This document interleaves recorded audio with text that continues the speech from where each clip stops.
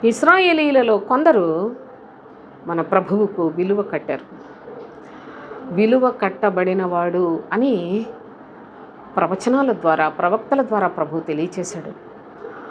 ఆ విలువ కట్టబడిన మన ప్రభువు ఎంత భయంకరమైన హీన స్థితిలో ఆయనకు విలువ కట్టారో ఆలోచిస్తే 30 వెండి నాణెములు.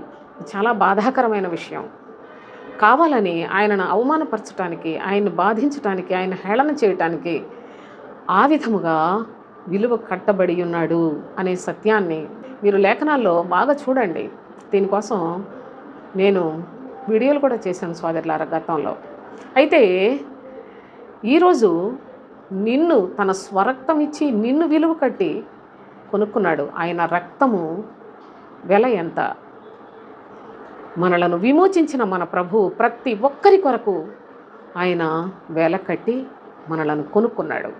కనుక మనం దేవుని యొక్క పిల్లలం అనుకొని, మనం దేవుని యొక్క పిల్లలం చాలా చాలా ఉన్నతంగా భావించుకొని, ఆయన రారాజుగా ఉన్నాడు, మనం కూడా రాజులము, రాజకుమార్తెలు అనుకొని చాలామంది చాలా చాలా భక్తిహీనమైన దురాశలను చంపుకోలేక ఇలాంటి మాటలు మాట్లాడుకుంటారు. మనలను విలువ పెట్టి కొనుక్కున్న మన తండ్రి ఆయన ఇష్టానుసారముగా మనం జీవించాలని ఆజ్ఞాపించాడు. మీరు విలువ పెట్టి కొనబడిన వారు కనుక మీ దేహముతో దేవుని మహిమపరచుడి అని చెప్పాడు. మీరు మీ సొత్తు కాదు అని చెప్పాడు. కనుక మనము మన సొత్తు కాదు సోదరులారా. పరలోకపు తండ్రి తన ప్రియకుమారుని లోకానికి పంపించి మనందరి రక్షణార్థమై ఆయనను అర్పణ చేస్తే ఆయనకు వెలకట్టిన ఈ దేవుని యొక్క ప్రజలు ఈనాడు ఆయన ద్వారానే విమోచన పొందే అలాంటి కృపను అనుగ్రహించాడంటే ఆయన దగ్గర ఎంత క్షమాపణ, ఎంత దయ, ఎంత కరుణ, ఎంత దీర్ఘశాంతము కలిగిన తండ్రి అని మనకు ప్రత్యక్షపరుస్తూ మనం కూడా ఆయన వంటి వారిగా, ఆయన లక్షణాలు కలిగిన వారిగా, ఆయన యొక్క చిత్తానుసారులుగా బ్రతకటానికి తండ్రి మీరు మీ సొత్తు కాదు అని చెప్పాడు.